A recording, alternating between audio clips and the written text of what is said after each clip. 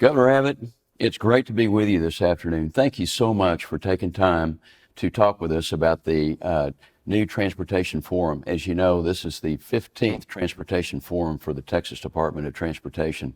And this is the first time we've had an opportunity to hear directly from our governor. And so I'm looking forward to our conversation today. We have a number of topics that I'd like to visit with you about. But I first wanted to say, on behalf of the 12,000 men and women of TxDOT, thank you for the honor of you joining us today. Sure, my pleasure. It's also the first time it was done in the governor's office. So I welcome everybody here to the office of the governor of Texas. I thought maybe before we got started on some of the topics today, you might want to just take a moment, and do you have anything transportation related that you'd like to share with our audience? Your audience, by the way, is about over 2,000 people. We're virtual this year, but your audience is not only statewide throughout the state of Texas, but nationally, people that are very interested in transportation and what you have accomplished under your leadership as governor. Sure, a couple of things. First, I want to thank you, of course, for your leadership and everything you're doing. When I selected Bruce for this role, I gave him a task, and that was to turn dirt to build roads. And I've never seen anybody do such a committed job as what Bruce Bugg has done leading this entire organization. I want to thank you. I want to thank everybody who works day to day at the Texas Department of Transportation, making sure that we basically are leading the nation when it comes to building out transportation infrastructure. And of course, everybody who works on these projects to make sure that Texas is able to build the roadways that we need for our populace. We thank them. It's one thing for us to sit in an office like this, to sign orders, to make sure that things get done. It's altogether different to have people who are involved in the day-to-day activities, making sure those roads are built. And so from our team at TxDOT to the contractors who are doing the work, to everybody, I want to say thank you very much for everything you are doing. Well, thank you, Governor. And turn dirt is exactly what we're going to be talking about today. And I think you're going to find that at the end of our conversation, the reason why we're calling you the transportation governor is because of all the incredible transportation projects that have been accomplished under your leadership. So we're going to talk today just as a conversation among two friends and talk about what has been accomplished as you have ascended to office of governor in basically January of 2015. I was there with you at the inaugural. And then you called me soon after that and asked me to become a commissioner of the Texas Transportation Commission.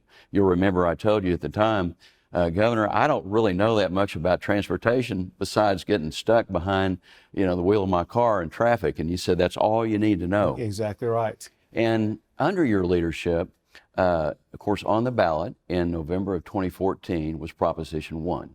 And Proposition 1 was really the first time we went to the Texas voters, and by 80%, the Texas voters voted in favor of additional funding for transportation. And then under your leadership in the first legislative session in 2015, you championed Proposition 7, took that back to the voters in November of 2015. The voters came back, and by 83%, they voted in favor of that. So with those kind of votes from the Texas taxpayers, how does that kind of inform you about what's important about Texas transportation? Well, first, it's clear that the public wanted to have something done, and it makes sense with the growing population that we have, with vehicles being stuck in traffic. People wanted traffic relief, but also with regard to the propositions you were talking about, it solved a challenge that Texas has had. Before the propositions passed, transportation funding was something that would be allocated funding for on almost a legislative session by session process. There was not the ability to do the long-term planning that's necessary when you engage in big capital intensive type of projects like road building.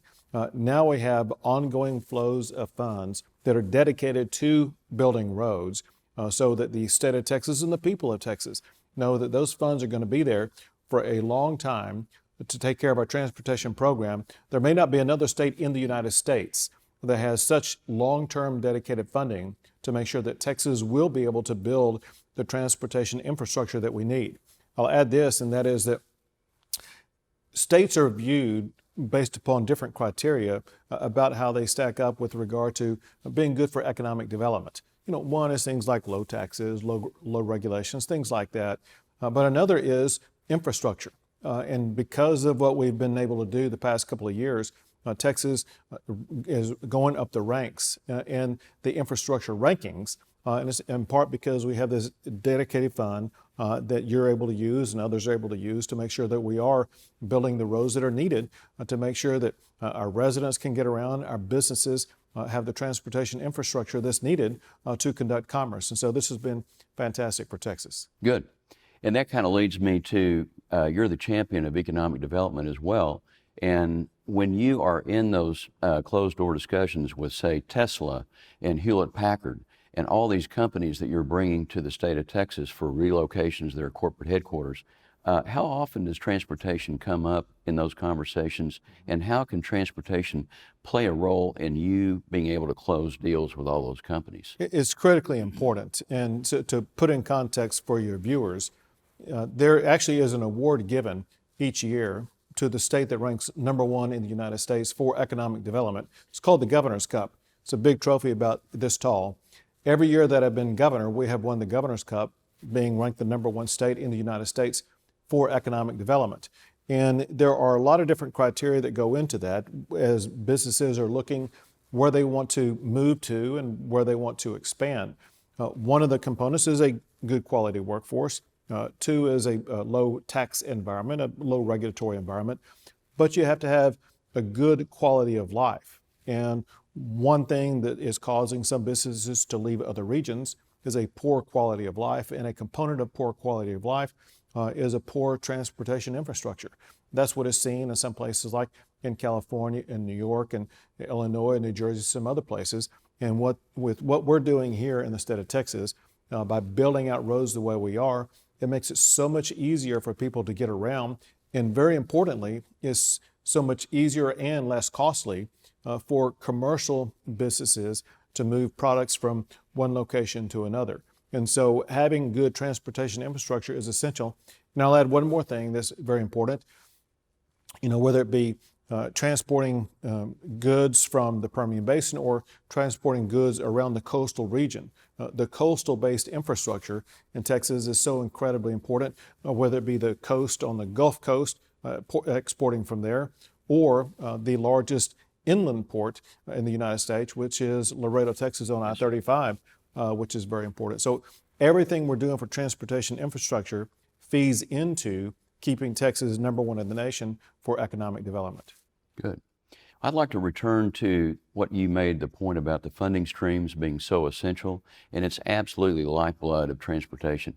We can't turn the dirt as you want us to until we have an assurance of those funding streams coming not only from Proposition 1, Proposition 7, but the state highway and the federal highway gas tax. So let's turn back to how are we actually deploying those funds to meet your objectives as governor. You'll remember, Governor, that in 2014, you had an ad for your campaign. It's now famous, and that is where you were going along. That was Lois Stemmons in Dallas, Texas. And I watched it again the other day, and you said, hey, if a guy in a wheelchair can move faster than the traffic that I'm rolling alongside of, something needs to be done. You elect me as governor, and I'll get this done. Well, you have done that. And so one of the only times that you've ever called on the Texas Transportation Commission to actually come up with a specific plan, you'll remember in September of 2015, you and I had talked offline about the importance of congestion relief. And yet you stood up and gave us a directive to come up with a plan, to come up with a statewide strategic priority project to address congestion relief throughout the major metropolitan areas in Texas. Of course, that has now become Texas Clear Lanes, and we now have over $25 billion of projects that have either been completed, they're under construction, or they're in the planning stage. One of which is Lois Stemmons, where you filmed that ad. And when you go back this year, you'll find that it's been completely rebuilt. So how do you feel that we're doing in terms of the directive that you gave us in September of 2015, and are we living up to what your expectations were? You're exceeding the expectations. And so what Bruce is talking about, and that is that we talked about identifying all the choke points across the entire state of Texas, which is no small task. I don't think there's a state in the country that has more roads than Texas, or more miles of roads. And so, and then when you consider our population base now more than 30 million people, there are a lot of congestion points. And so it's a tall task just identifying those congestion points. But that's the easy part. The harder part is coming up with a strategy to construct roadways in a way that will eliminate that congestion. And you've been very active and very aggressive, and your entire team, all of TxDOT and everybody who works with TxDOT, been very aggressive, working very prolifically, making sure that we are building the roads that will eliminate that congestion, and that improves the quality of life and improves the speed of commerce in the state of Texas. Well, not only did you ask us to come up with a statewide strategic plan and execute on that, and we are executing on that. My words are execute, execute, execute as chairman. Your words are just more simple, turn dirt. Your only directive to me was, Bruce, turn dirt. So we're doing that too, which leads me to the other reason why I would say that you are the transportation governor of the state of Texas in history, and that is that in addition to what we just talked about on congestion relief with Texas Clear Lanes and the over $25 billion of projects that are in the 3 different stages of completion, under construction, or planning. In addition to that, Governor Abbott, we also have a historic amount of over $24 billion of projects going on throughout the entire state of Texas. In the rural areas, I want you to know that we have given more than 60% of the funding based on population to the rural parts of the state of Texas. It's so important. And you mentioned more roads in Texas. We have over 197,000 lane miles in the state of Texas. That's a lot of driving. And we have built more lane miles since you have been governor. And now the new lane miles that we have opened to the driving public, you can drive from Austin, Texas to Toronto, Canada on. That just gives you some sense of how much we have accomplished.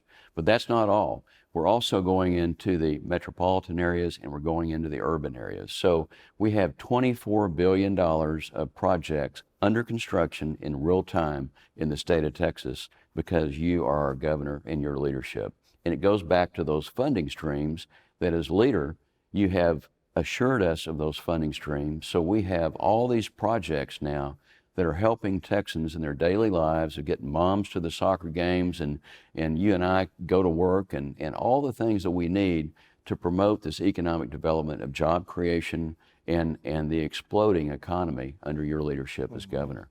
So how do you feel about that project? Well, it's very important, and you highlight something that means a lot to me personally and a lot to the people of the state of Texas, and that is, in addition to investing so much money in our crowded metropolitan areas, one thing in Texas that we have a very large area of, and that is rural areas. And we care very much about our rural communities and helping them out as much as possible, whether it be like things, what I talked about earlier this week, which is building out broadband access, or building out road access. And so it's very important to continue what you're doing to invest in road infrastructure for those who live in rural settings, in part so they can move around better, but also in part for safety purposes. Well, all of this is possible, and again, I just want to reiterate how important your leadership is on the funding streams that we're using for TxDOT to be able to do all this. And I just want to say that also our partners in the construction industry, I'd like to share with you that our payments to our contractors are up 26% year over year. And so we are turning dirt and we are getting all the roads built, but we're partnering with the contracting community throughout the state. So we just have a very good working relationship with our partners in that area. One thing that I would like to turn to is another initiative that you and I talked about, and that has to do with our prolific energy sector in the state of Texas. And I remember a couple of years ago, you asked me to work with Don Evans, former Secretary of Commerce, and he's now the chairman of the Permian Strategic Partnership. And you emphasized to me the importance of the energy sector, predominantly not only throughout the state of Texas, we know about Eagle Ford and Burnett Shale and all that, but to focus on what was new about the Permian Basin with all the shale production and all that. So Governor, we have worked with Don Evans, we've worked with the Permian Strategic Partnership, we have helped them identify where the roads need to be built, and that has led to the fact that these new roads and the roads that are under construction allow the Permian to do what they're doing so well, and that is get the products to market, that has now enabled the United States, as you know, to be the largest producer of oil and gas in the entire world. But the United States of America cannot be the largest producer of oil and gas in the entire world without the Permian. And so under your leadership, we really focused on the energy sector. We did what we call a Permian promise. We injected an additional $600 million just to go out and where are the roads needed like today, and let's spend this money in the next 2 years. So we're about to finish that strategic surge. And as we look forward, and we also have over about $2 billion for the rest of the energy sector in the state of Texas.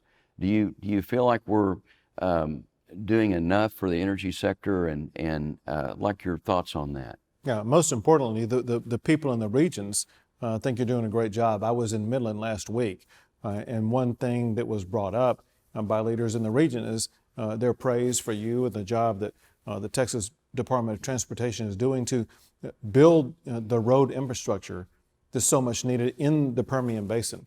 And there's two components to it. One is to make sure they have the transportation infrastructure so that they will be able to build the rigs they need to build and transport what they need to transport.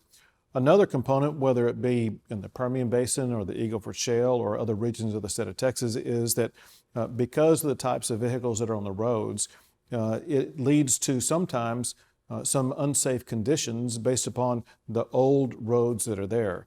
And so the new, more modern roads and the new construction is going a long way to not just aiding the movement of the oil and gas vehicles, but also aiding the safety that is needed in those regions.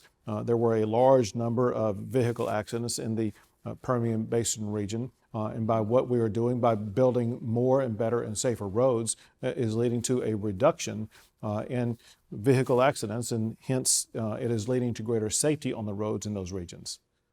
And that kind of leads me to another initiative that TxDOT has undertaken, and that is safety. You touched on safety, and you and I both know that during 2020, it's kind of amazing. You would think that with the reduction in vehicular traffic and everything, the amount of deaths in the state of Texas would have gone down. In fact, they went up. In fact, in 2020, the amount of deaths on our Texas highways, you've got to look back 30 years to find how many deaths we had last year. So, Governor, one of the things we're doing under your leadership is we put another $600 million out of commission discretion funds into a safety program to not only work on the areas in the energy sector, but also throughout the entire state of Texas. And we all have friends that have stories about, wrecks on a rural road or wherever. And so I want you to know that we're taking that surge money and we're putting it into every road construction project that I've been talking with you about today has a new element of we've got to make sure that we're bringing everything up to the best safety standards. And what would you tell our driving public about before you get on a Texas highway? Here are the things you need to think about. Well, first, this really is my top transportation priority right now because I've seen the figures and it's disturbing to see how many consecutive days we've gone with people losing their lives on Texas roadways and the total number of deaths that have occurred over the years. Yes, sir. And so I want to see us as a state, everybody working together to make sure that we do drive more safely and drive responsibly so that we can reduce loss of lives on roads. There's a lot of different reasons for the causes of that. Sometimes it's because of congestion. Sometimes it's because people may not be paying attention because they may be texting while driving or something like that, or some other things that could be causing distracted driving. Whatever it may be, we need to take steps to make sure that we protect every life in Texas, including yours, as well as others that may be on the road with you. And so part of that means making sure that you're driving safely, not texting, not being distracted. but also while you are driving, making sure that you're wearing your seatbelt so that if there is an accident, at least your life will be saved. Well, thank you for that. And you know, we have a special campaign, Governor, and I'd like to ask you to just kind of hold this up, and that is we have basically in the streak, and what we're working on, Governor, is by 2050, it's aspirational, but by 2050, we're trying to get to 0 deaths on Texas highways. So thank you for holding that up. Sure. We can do it. We're Texas. We can do anything we set our minds to. Absolutely. I'm going to make it 2040. By 2040, no more deaths on Texas roads. Let's go with that. Let's go with that. Well, Governor, in conclusion, because I don't want to, you've been very generous with your time, and all of our viewers really appreciate you taking time to kind of speak about these important transportation projects. On a personal note, I just want to thank you for the honor of you appointing me as chairman of TxDOT, and how much I enjoy working with you and serving the people of the state of Texas. And on behalf of all of our commissioners, Commissioner Ryan, Commissioner New, Commissioner Vaughn, who we work together extremely well, we all thank you for the support. But most importantly, the 12,000 men and women of TxDOT, this is a big deal to them. Mm-hmm. You're taking time today to speak to them. And so just on behalf of all of our men and women at TxDOT, I want to thank you for your time today. Thank you for your continuing championing of everything we're doing at the Texas Department of Transportation. And thank you for your friendship and your help always. Sure. And thank you for what you do. Seems like you work 24/7 on this. I know you have another job, but also thank all of you for everything that you do every single day to make Texas even better. Thank you all. God bless you all, and God bless Texas. Thank you, Governor. Sure. This is great.